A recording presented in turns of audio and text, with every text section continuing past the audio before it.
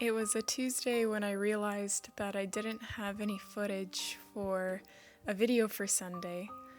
So I decided that I was just going to film a regular Tuesday in my life, given that I didn't have any major projects or anything exciting coming up to film that week.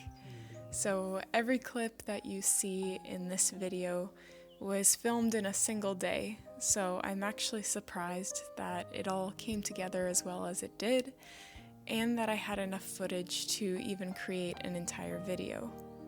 So I hope you don't mind, but this is just a real Tuesday in my life, and yeah, I hope you enjoy this little slice of peace.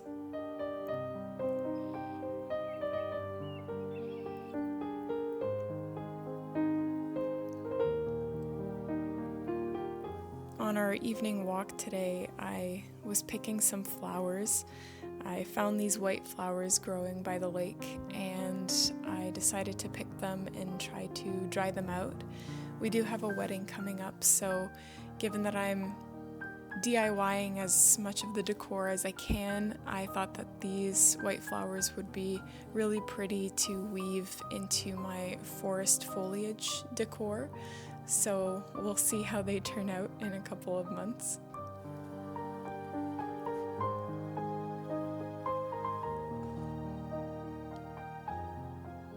I usually don't pick anything from the side of the road, but this road is not one that is often used, so I picked some chamomile to make some tea.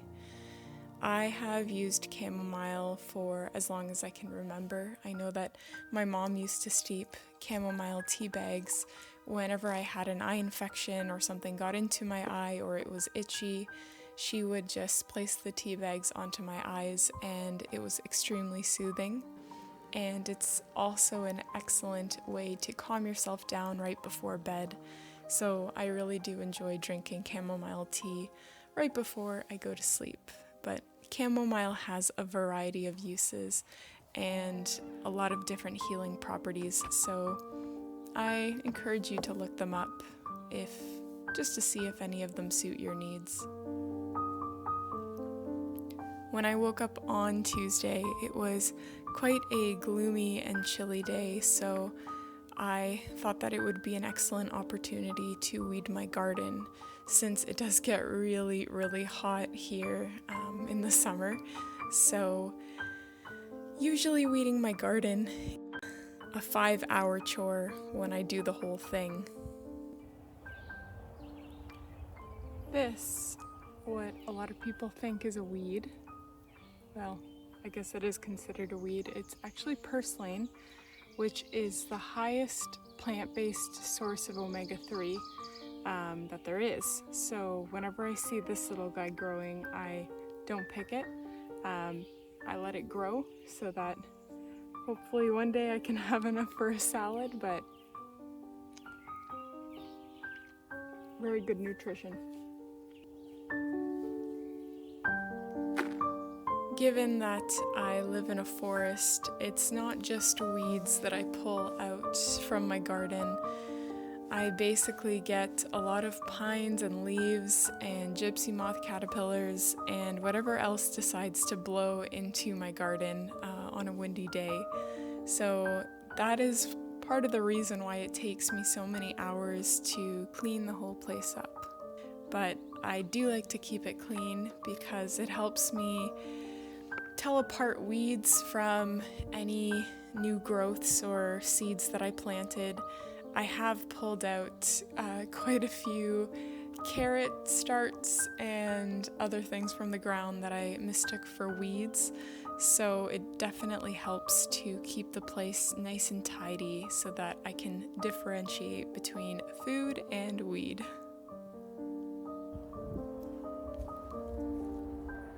Asparagus is probably one of my favorite vegetables, but we don't buy it too often because it is quite a water-intensive crop, and especially when it's shipped from Peru in the off-season, it's definitely not the most sustainable vegetable, so growing it yourself is probably the most sustainable thing you can do.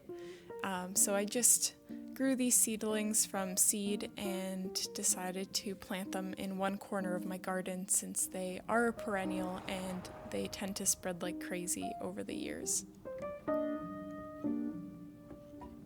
As I mentioned earlier, we do have a wedding coming up, so I am trying to make as much of my own decor as possible. So I decided that I'm going to be using a lot of the wood cut-offs that we have from all the projects that we've been doing around the house and making signs out of them.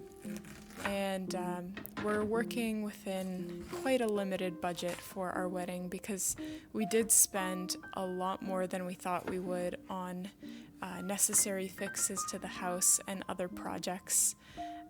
If you're a homeowner, I think you know how that goes. You think something's going to cost X amount and then it ends up being double because of unexpected things that happened. For example, when we were having our windows replaced, the guys accidentally cut a wire or a cable or something to do with electricity, and we had to get an emergency electrician in, and that added a huge unexpected cost to what we anticipated was already going to be an expensive job. So I am trying my best to make as much as I can from the things that we have laying around, because when I looked at our bank account budget, or our balance rather, I cried a little bit. So here I'm just making a buffet sign, and this sign is just going to say food. I'm just writing quite generic things on my signs because I do want to resell them to recoup some of the funds that we've spent on our house fixes. So if I wrote Julia and Chris on this sign, I wouldn't be able to resell it, whereas anybody could use a sign that says food for their wedding.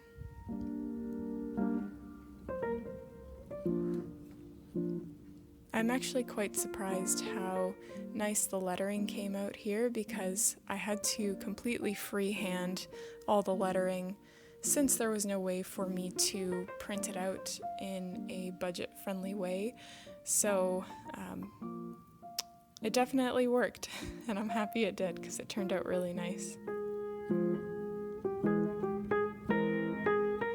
Anyway, that's about it for this video. I hope you enjoyed watching a normal Tuesday in our lives, and I hope you found some peace.